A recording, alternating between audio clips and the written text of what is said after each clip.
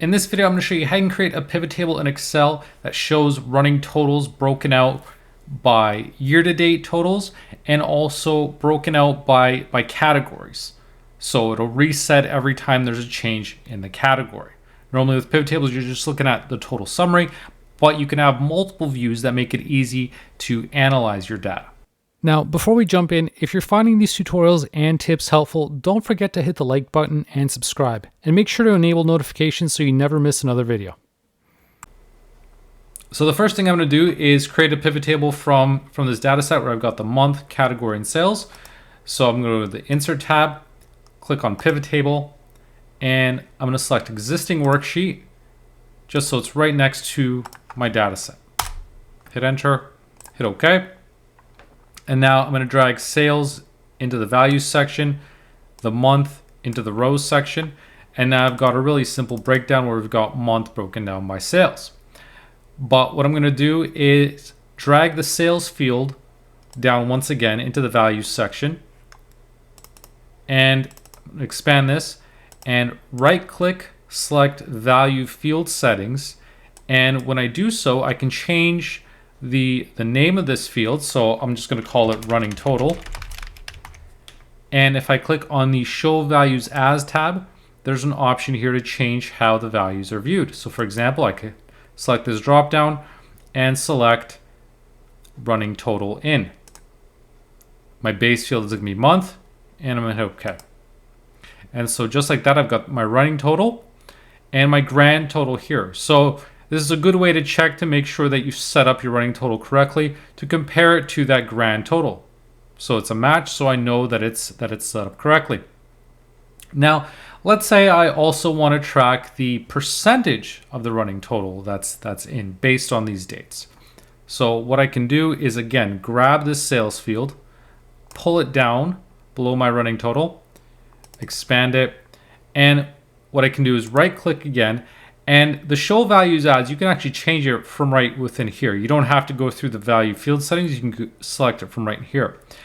And here I'm going to select running total, percentage running total in. So it displays a value of successive items in the base field as a running total percentage of the total. And my base field is still going to be the month.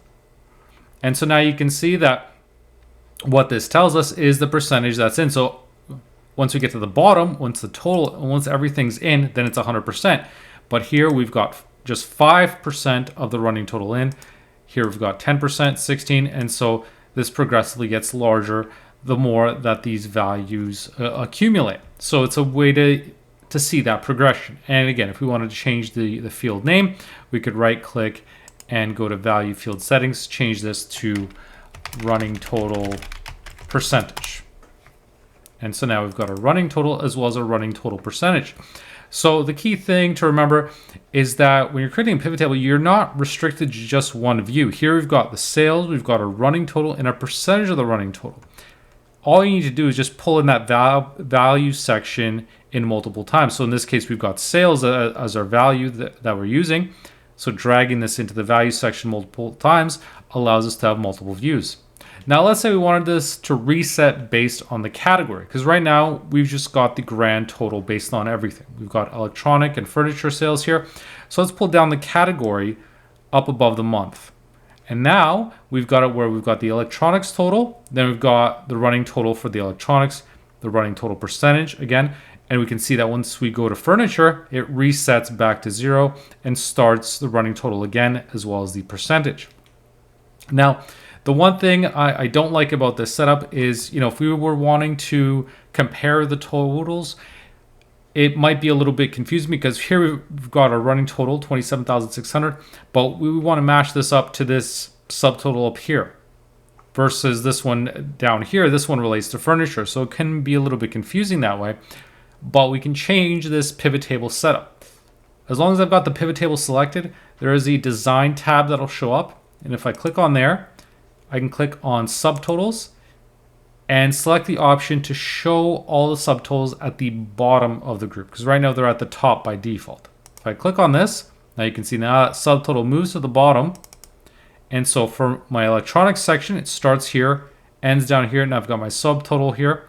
So 27,600 matches that total. So it makes it easy for comparison purposes to have it right there. I mean, that's an optional step, but just another way to make your data easier to understand, because before, you've got the total for your electronics here, and then you got your furniture total.